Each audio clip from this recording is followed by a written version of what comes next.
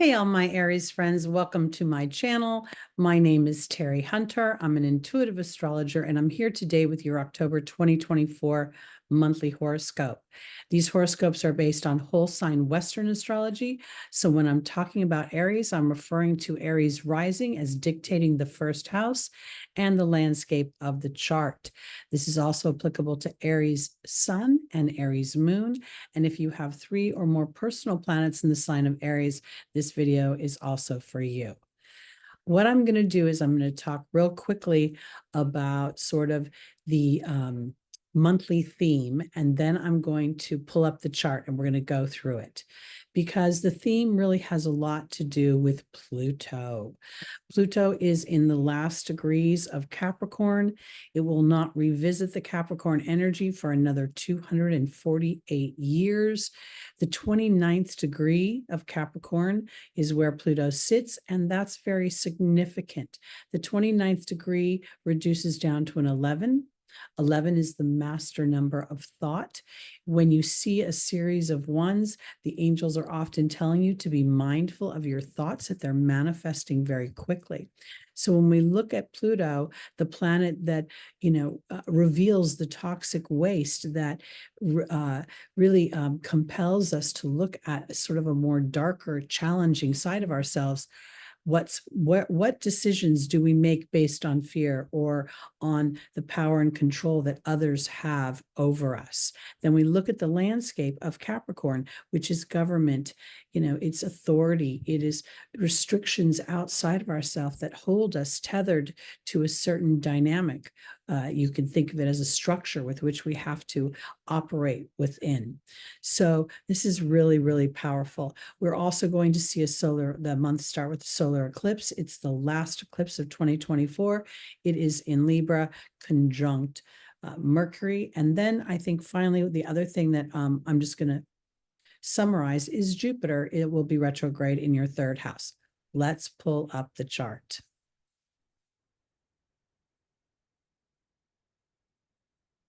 All right. So here we see on the first day of the month, we see Mars in your fourth house, making a square aspect to the Sun and Mercury, exactly at 9 degrees. Now, we know that what we're going to look at tomorrow, meaning the 10th, the 2nd of October, is that first eclipse. So the month really starts off with a bang. We have this Mars in Capricorn is in detriment. So it's really having to struggle to feel safe and secure. There's a lot of emotional energy, a lot of passion attached to the home, the family, your roots, your country of origin. Now we see a tense aspect to the square aspect to the Sun and Mercury in Libra and the South Node. The South Node representing a point where toxic waste is released, where the soul experiences habits of behavior, maybe even giving up our power in an attempt to be a cooperative partner. We see that the Sun and Mercury at 9 degrees is at that Sagittarian degree of beliefs, of the judicial system. So there's a tense aspect that is calling forth an awareness to the justice, the diplomacy, the fairness, and how we feel we are operating within that. Libra is your 7th house. So you're going to have this eclipse in the house of partnerships, both professional and personal, meaning marriage partnerships. There's also the dynamic of, again, peace and harmony and justice and fairness and diplomacy overlaid with the Venusian wanting to have a comfortable and a cohesive, flowing relationship with all things. This feels like it's in conflict. We see here also on this first day that Mars is making a loose trine to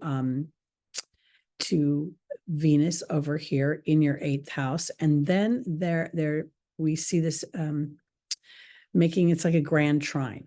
We have Saturn in water, Mars in water, Venus in water. It's not a tight trine right now, the trine between, or a grand trine, but it's tight enough to give us some benefit and some awareness on an emotional level. And it could be bringing up a lot of our story, our history, where we have felt a sense of powerless over the structure, or we felt repressed in some way. Pisces is Aries' 12th house. It's where you feel invisible. You could potentially feel unseen. It's also a house that represents our karmic signature, our karmic imprint. And here, I think that this is giving this trine to Mars is giving an aspect where Mars is able to, while the tenseness to, okay, I'm sorry to stutter for a second. The square from Mars to the Sun and Mercury creates a dynamic of awareness. Saturn's trine to Mars supports Mars's being able to emote in a way that steps back for a minute and looks at things from a more strategic way, and also offers an opportunity for Mars to connect to its higher self. Saturn's journey through Pisces right now, and I think very much for our Aries friends, because this is your 12th house, is an opportunity for you to connect with your divinity, your oversoul, your team on the other side, your guides, your angels, the people who shepherd and watch over you before taking any outward earthly action. And through that, what we see is Mars become more intuitive in Cancer and being more aware of the dynamics of the earth plane, not just trying to go, go, go, go, go, go, go. Mars is evolving. So let's go to the second, where we're going to see the last eclipse. And this is happening at 11:49 a.m. Pacific time. It's a new moon solar eclipse at 10 degrees of Libra. And a new moon is always where the sun and the moon come together in the darkest phase of night to plant the seeds for an intention, an experience that will be fostered and nurtured over the next 6 months. Lunar eclipses have a karmic signature to them. And this dynamic here, we're still seeing the square to Mars, but there's an emotional sense of wanting to see more diplomacy, more manners, more civility. I very much think this new moon, because of its aspect to Mercury, is wanting to experience more politeness, more gentle words, less warring, and more connecting, allowing for the diversity of thought. While Libra doesn't necessarily represent diversity, it does represent things that are fair. So there is an assessment of two sides when we look at the Libra energy. We also see, I'm just going to click on, whoops, where's my cursor? Come back. I'm going to just click on the sun here. We see also that there is a square and a half to Uranus in Taurus. And this is interesting because on some level, while we can say that Taurus and Libra don't exactly align, they're quincunxing each other, they're both ruled by Venus. So there is a commonality between these two energies. Yet here they cannot see the commonality because Uranus is calling forth for the release of something, the integration of an old situation to empower you to move into your future. And right now, we're having to plant the seeds for this right now. We can't, there's no physical evidence. There's none of our physical senses that can actually feel it. And it is through focused thought rather than anger or frustration that we will start to feel a more powerful shift within us. Also, here we see the sun and the moon are at 10 degrees. Mercury is at 11 degrees.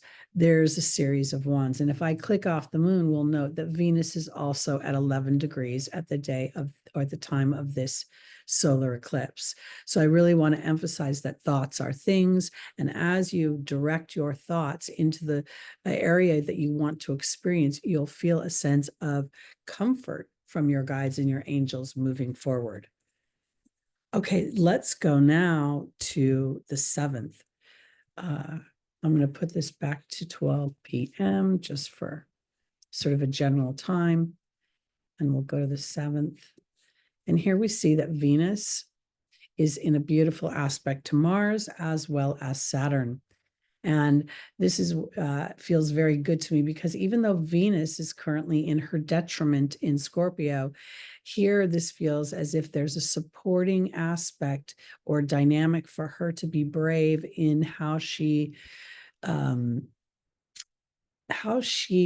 assesses, reviews, and looks forward to the things that she wants to create.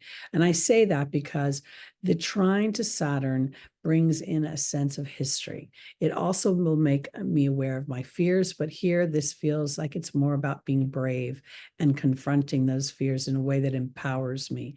And then this tight trine between Mars and Venus sort of is this cooperative dynamic saying, I'm going to be Venus, aware of what my psychological platform is when I take my actions, Mars. So essentially, what Venus is saying is if I want to get angry about something, I'm going to choose to be angry. I'm not going to be reacting. That's what I think this offers us.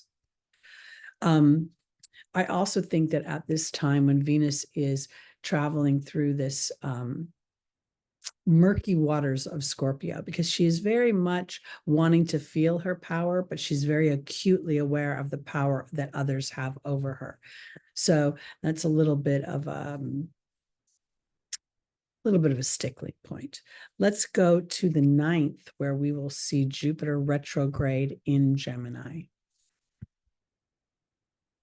And this retrograde is going to take place until February 4th, 2025. And I think this is important because this is a real revision. Jupiter is being tasked to look at the details of things. This is your 3rd house. This is so you on some level, Aries, are being tasked to look at your belief system and look at the details of that belief system. It's again a marriage between large, broad concepts and then the practical application thereof, the thoughts it takes to manifest something. Now we can see that Venus is in a quincunx with Jupiter at this time, and she's in a quincunx with Chiron. Chiron's transiting your 1st house. Venus is in your 8th house of transformation. And again, Jupiter is in your 3rd house. This is potentially and we can even, like, I love this idea of transit yods. Okay. So when you have a yod in your natal chart, it's extremely powerful, but transit yods give us an opportunity to connect with God, to connect with our divinity within. And here now it's Venus's task to be very aware of her ability to co-create within her own, through her own talents and through her own skills and through her ability to create relationships with people who have resources. And right now, she may not be able to see how that's going to play out. Jupiter rules money as well. It rules wealth. It rules business, commerce. It rules marketing, branding. So she could be, really trying to maybe even reinvent herself a little bit here. Being aware of the wound of self could make her want to be braver, but it's going to take her sort of sitting back and really rethinking, what do I want? Those quincunxes are technically blind spots. And when you can't see with your physical senses, you're tasked to feel with your heart. And I think that's really what's going on here and what this brave action of Mars calls for in your 4th house. Cancer is a very intuitive sign. Scorpio is extremely intuitive. And of course, Pisces is as well. But they do their intuitions in different ways. Cancer is more intuitive about the family, the home, the needs. Scorpio is intuitive in a way that understands the fears that control you and how to sort of manipulate the fears that control myself. And then Pisces is this really compassionate and understanding, empathetic energy that gets lost sometimes in their intuition. So I think that the finger of God is offering an expansion of beliefs, an expansion of your everyday thought process and activities, and even transforming the wound that has up until now potentially held you back. And as you trust and you're brave here, you know, that's the big thing about Scorpio is Mars co-rules Scorpio, as does Pluto. And when you're brave within your own personal transformation, it brings untold wealth, literally material wealth. So that's an important aspect, I think, going on. Now let's go to Pluto direct. That's going to happen on the 11th when Pluto is going to, oh, we're not quite there yet. Let me go a little bit later in the day. Let's say it's about, let's say 8 p.m. Where did Pluto go on me? Okay, Pluto has now gone direct. This is, again, a very significant transit as Pluto is unearthing the toxic waste within the structures of which our lives are built upon. And it's like rings on a tree, from our very most intimate fears and restrictions, limitations, duties, and obligations that don't actually serve us, to the governments that have influence over our lives. We're going to see some stuff come up. And when in November, right after the United States election, about 2 weeks on the 19th, Pluto will move into Aquarius for the next 20 years. And that's going to feel significantly different because Pluto is going to demand innovation, demand restructuring of anything that is holding people back from their genius. That's what Aquarius represents. And that's your 11th house. So you could see very much a big change within your networks, the social groups you work with, your own hopes and dreams may shift. And you may feel a sense of liberation that you've never felt before. Let's go to the 13th now, where Mercury will move into Scorpio. I have this placement. I'm going to go back to 12 o'clock, try to keep it kind of in the same, pardon me. Oh, there we go. All right. Okay, so Mercury hasn't quite made it. There's another hour or two. Let's see. We'll go to 3 o'clock. There we go. Okay, so when Mercury is in Scorpio, and as I said, I have this placement. When I was younger and people would see that, they'd be like, oh, you're stingy tongue, which is very true. Mercury in Scorpio is very intelligent. It's like the detective's mind. But it's also a place where Mercury has an opportunity to be aware of the conversation. It's kind of this opportunity for Mercury to learn to listen with twice as much energy as it does talk, because there's so much information that will be dispensed. Now we'll see over the next couple of days, Mercury will be transiting what they call the Shapley attractor, which is a point within the Shapley cluster where there's an opportunity to release false attachments.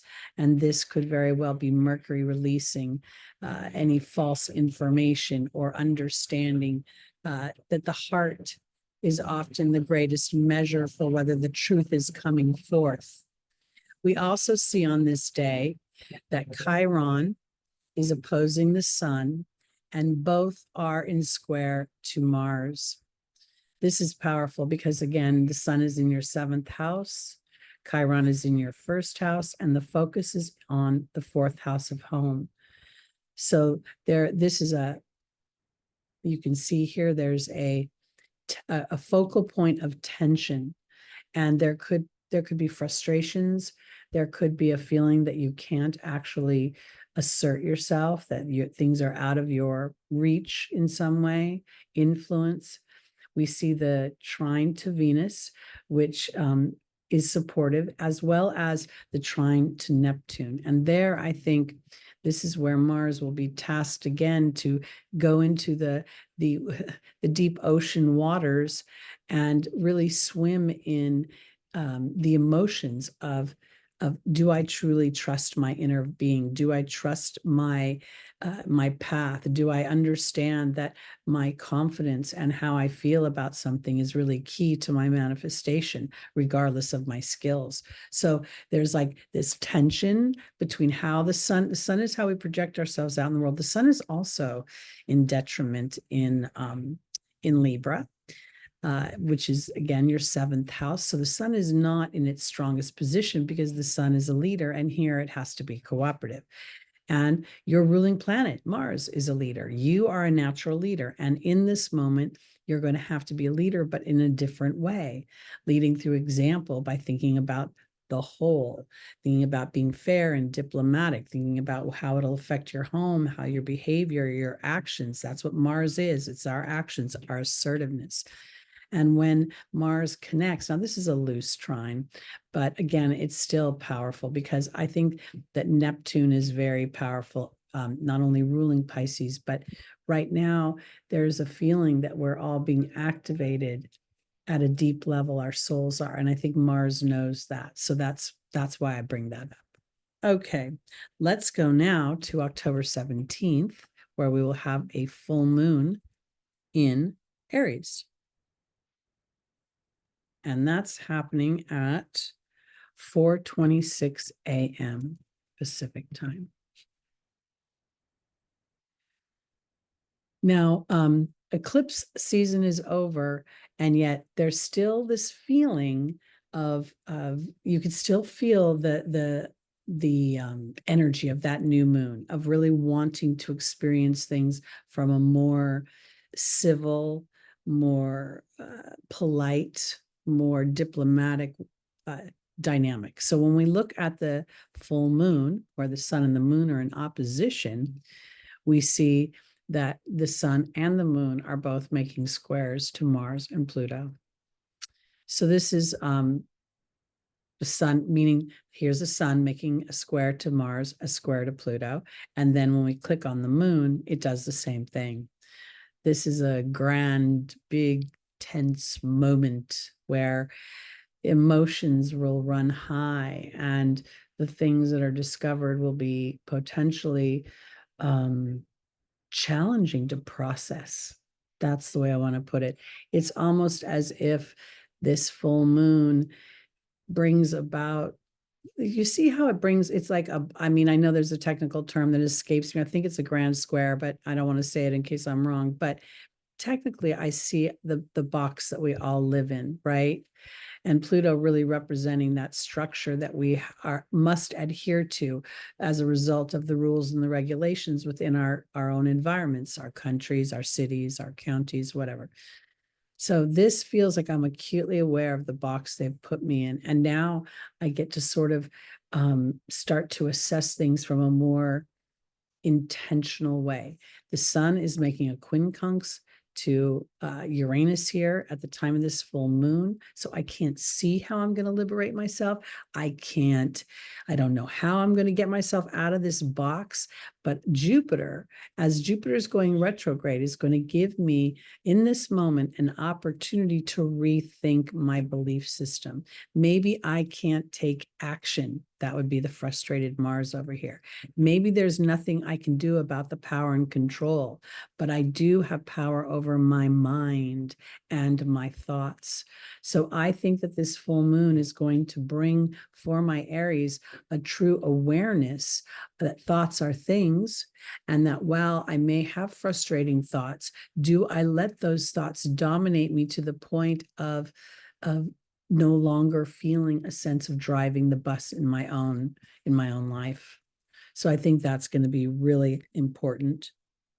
There's also some asteroids that are having an effect. They're not reflected here in the chart, but Eris has been transiting through your first house of Aries for over, I don't know, it's 144-year transit. So Eris, who is Mars's little sister, is conjunct this full moon as well. So there could be a real feeling of wanting to stand up, to fight for what you believe in. And I think that the square is or this huge box is giving you an opportunity to rethink how you want to take action. And again, first engaging your team of heavenly hosts as you then take inspired actions. And I just happen to notice that Venus is at this last degree of Scorpio, and she's going to come into Sagittarius in a day or so, which is going to feel so much better for her. She's going to feel more hopeful and more excited. So this first couple of weeks of October is kind of rough. Let's go now to the 22nd. And I think we'll see the sun will have moved into Scorpio, and Venus will definitely be in Sagittarius by then. Okay, so the sun, oh, what did I do? I changed the time and it changed. Let me go to 5 p.m. Okay, so sun has entered Scorpio. So this is going to feel a little bit different. I think that we're going to be, this is how I kind of see the sun entering Scorpio right now. We're getting closer and closer to the presidential election in the United States. And I think we're all going to be looking with a more discerning eye on the types of power and control that everyone has over us, but especially the government. And I say that again because there's a square here to Pluto and the square to Mars, and that quincunx to Neptune. Now, I want to offer this because that blind spot is I can't see the divinity right now. All I see is the disruption, and the disruption is scaring me, and I don't know if my home is safe. That's how this feels. And yet at the same time, we can't put things into balance without having a certain amount of deconstruction in order for that to take place. And there's always dust and muck when you deconstruct something that's been sitting around for hundreds of years, not evolving. So that's important. Venus is here in Sagittarius. Now, this is fun for me because Sagittarius has 2 points in it, which are very pivotal. The first is the great attractor at 14 degrees of Sagittarius. And this is a point in the Shapley cluster where Venus can attract, or any planet for that matter, the resources that it needs in order to manifest what it wants. Here, Venus resources or is able to resource money. She's able to see herself as the receiver of what is necessary. And this can shift her beliefs. And then soon she's going to go and hit the galactic center. And when she does that, there'll be further information and inspirations to lead her into the next structure building chapter as she goes into Capricorn. I really believe when Venus is in Capricorn, she's thinking about how she's going to build her material security, her career, her sense of her individual creative expression out into the world. So while she's in Sagittarius, she has a real opportunity to connect again with her heavenly team, those that host her and guide her through this time. Now, when I say that, we all have a Venus. We all have the planets represent different facets of our personality. So the Venus energy within you, Aries, has this opportunity right now. Okay, now we get into just a wee bit of a challenge as, well, let's go here. Let's go. We see on the 24th, we see the sun is on the Shapley attractor, different than the great attractor, because the Shapley attractor is about releasing false attachments to power and control. The sun is still squaring Pluto. I think that we may see on a world stage some things revealed that had been suspected but never proven. And we may see things that have to do with world leaders. The sun rules the zodiac and it rules leadership. We see that Venus is making a square to Saturn. This further emphasizes this idea for me because Saturn also, again, rules restriction, limitation, government authority. And this square feels as if my belief system is starting to shift as a result of the things that I'm hearing, history that I'm hearing, old dynamics, a feeling of feeling dry, as if things are I'm walking into a bit of a desert. And then, okay, let's go now to the 29th. And we see that Venus is exact the Shapley attractor. Now, I think that this is really important because she's still in this square, with Saturn. So this is where she's stepping out in leap of faith, and she's literally communing with those that watch over her, saying, I need this, I need this, I need to fix my internet, I need more money, I need help doing this or that. And she cannot see right now where those resources will be coming from. She's feeling a strong sense of restriction, and at the same time, and the other thing is the opposition to or growing opposition to Jupiter. Because right now, when she's on the Shapley attractor, everything in the human world is going to tell her that she needs to work hard, that she needs to go pound the pavement, that she needs to do something in the material world. And Venus is starting to understand that she's got to get her being energy aligned before she takes her action. What is my belief? What is my attitude? What is my disposition? Because if I'm basing my action on fear, I have to do this or I'm not going to pay my bills. Oh my God, I'm in trouble. Then this is going to get rocky. So I think that this is a really powerful dynamic to be aware of, and to, if you're aware of it, then the trine to Chiron gives you an opportunity, and it's a loose trine, but it gives you an opportunity to feel that individual power and control through focused thought, focused word, focused energy. And I'll just go to the end of the month, the 31st. Happy Halloween, everybody, if you celebrate. And, we're always going to see challenging dynamics in one way or another, but the month kind of ends with a lot of these nice blue lines. We see Venus is still in trine to Chiron. She's going to feel the square in the opposition to Pluto. I'm sorry, opposition to Jupiter for a little while. But we see some nice aspects between Pluto and Uranus and Pluto and Neptune. These are long-standing trine and sextile that is going to offer us a release, an innovation. I like the way that Pluto is starting to make a trine to the South Node here. And now the South Node in Libra is also starting to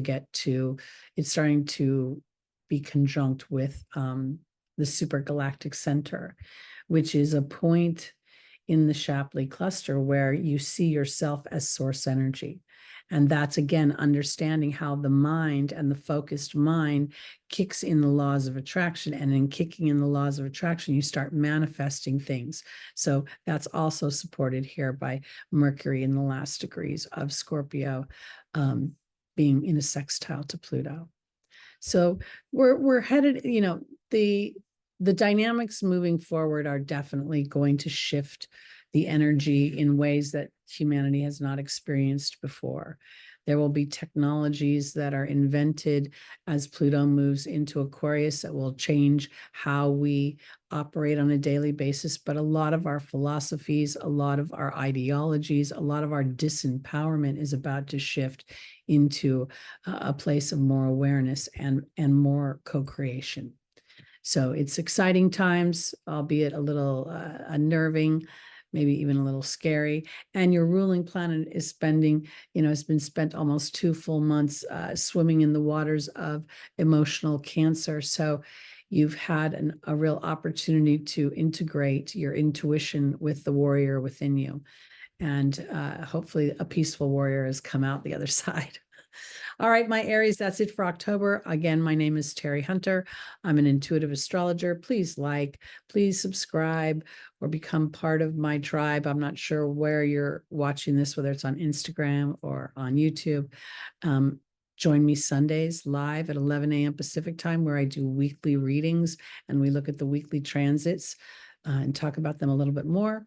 And I'll be back in November with your November monthly horoscope. Thanks so much and have a great October, Aries.